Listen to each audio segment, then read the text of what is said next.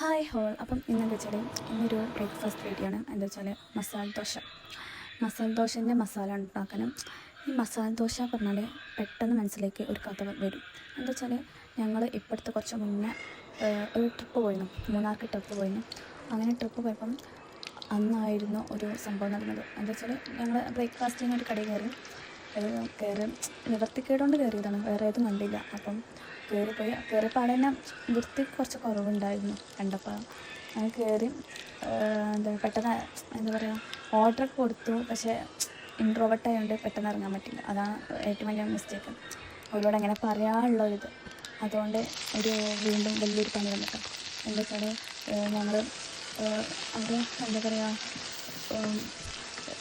Food കഴിച്ചു. ഞങ്ങൾ മസാല ദോശ മലയാളത്തിൽ വന്നു കേട്ടോ. അങ്ങനെ എനിക്കെന്തോ അത് പറ്റില്ല, കറുത്ത വൃത്തിയും എന്തോ കണ്ടോടെ പറ്റില്ല. ഞാൻ മസാല കഴിക്കാതെ ദോശ മാത്രം കഴിച്ചു. പിന്നെ ബാക്കിയുള്ളതൊക്കെ മസാല ദോശ കഴിച്ചു. പിന്നെ ട്രിപ്പൊക്കെ കഴിഞ്ഞ് വീട്ടിലെത്തിയപ്പോൾ ഭയങ്കര പ്രശ്നമായി.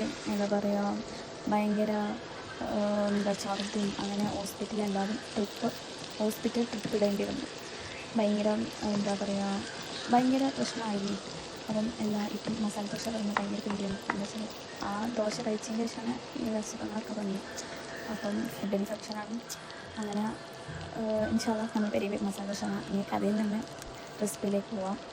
ആദ്യം വെളിച്ചെണ്ണ വെച്ച് കടുക് പൊട്ടിച്ച്, പിന്നെ ഉഴുന്ന്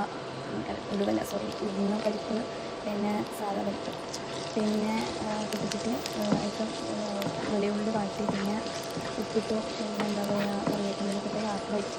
അതിൻ്റെ ശേഷം മഞ്ഞൾപ്പൊടി, കാശ്മീർ മുളക് പൊടി, പിന്നെ എന്താ പറയുക സാമ്പാർ പൊടി ഇട്ടാം. അങ്ങനെ പിന്നെ ഉരുളങ്കിഴങ്ങ് അത് വന്നപ്പം ആയപ്പം ഞാൻ കുറച്ച് വെള്ളം ഒഴിച്ചിട്ടുണ്ട്. പിന്നെ അതിൽ ഉരുളങ്കിഴങ്ങ് ഒഴിച്ചിട്ടുണ്ട്. അപ്പം അതിട്ടതിന് ശേഷം പിന്നെന്താ നല്ലോണം മിക്സാക്കിയിട്ടാണ്. അപ്പം ഇങ്ങനെയാണ് ഇതിൻ്റെ മസാല. പിന്നെ നല്ലോണം മിക്സാക്കി വരുമ്പോൾ ഒരു മസാലൻ്റെ പരിപാടി. അപ്പം ഇൻഷാല്ലാ നിങ്ങൾക്ക് ആർക്കെങ്കിലും ഇതേപോലെ ആദ്യത്തെ അനുഭവം ഉണ്ടാകും നോക്കട്ടെ. അപ്പോൾ മസാല ഇങ്ങനെയാണ് കേട്ടോ. പിന്നെ അങ്ങനെ നല്ല ടേസ്റ്റാണ് കേട്ടോ. ഞാനിങ്ങനെ ഉണ്ടാക്കില്ല. നിങ്ങളെങ്ങനെ ഉണ്ടാക്കുന്ന റെസിപ്പി കമൻറ്റ് ചെയ്യും. പിന്നെ വീഡിയോ ഇഷ്ടപ്പെട്ടാൽ ലൈക്ക് ചെയ്യുക. പിന്നെ അങ്ങനെ നന്നായിട്ട് ഇളക്കി. അപ്പം ഹോട്ടലിൽ നിന്നൊക്കെ ഇപ്പോൾ മസാല ദോശ കഴിക്കാൻ പറ്റിയിട്ട് എല്ലാ ഹോട്ടലുകളും പറയില്ല. ചില സമയത്ത് നമുക്ക് വേണ്ടൊരു പ്രശ്നം പറഞ്ഞിട്ട് കാര്യമില്ല. പിന്നെ ഞാനില്ലേ മല്ലിച്ചപ്പിടാൻ വന്നു കേട്ടോ. അപ്പോൾ മല്ലിച്ചപ്പിട്ടും പിന്നെ നന്നായിട്ട് ഇളക്കി. പിന്നെ അതിലേക്കുള്ള മാവുണ്ട്. മാവിൻ്റെ വീഡിയോ എടുത്തിട്ടില്ല കേട്ടോ. അപ്പം മാവ് ഇളക്കി എന്താ പറയുക, മാവിൻ്റെ വീഡിയോ വേണമെങ്കിൽ നിങ്ങൾ കമൻറ്റ് ചെയ്യട്ടോ. മാവിൻ്റെ വീഡിയോ ഇട്ടുണ്ട്. പിന്നെ അത് കഴിഞ്ഞ് പിന്നെ അടുത്തത് വെച്ചാൽ മാവിൻ്റെതാണ്. മാവിൻ്റെ ഞാൻ വീഡിയോ എടുത്തിട്ടില്ല കേട്ടോ. മാവ് എങ്ങനെ ഉണ്ടാക്കേണ്ടതെന്ന് ഞാൻ വീഡിയോ എടുത്തിട്ടില്ല. മാവ് ഞാൻ വീട്ടിലുണ്ടാക്കിയത് വലിയ മാവ് ഉണ്ടാക്കിയത്. അപ്പം അതിൻ്റെ വീഡിയോ ഇല്ല. അപ്പം അതിൻ്റെ വീഡിയോ വേണമെങ്കിൽ മാവ് എങ്ങനെ ഉണ്ടാക്കുന്നത് നിങ്ങൾ കമൻറ്റ് ചെയ്യുക. അപ്പോൾ നല്ല അടിപൊളി മാവാണ്.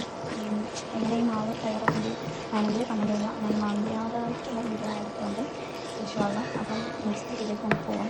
എന്താ വെച്ചാൽ എങ്ങനെ ദോശ ഉണ്ടാക്കുന്നത് കേട്ടോ. എല്ലാവർക്കും അറിയാം, എന്നാലും നമുക്കൊന്ന് ഒരു ഇതാണ്.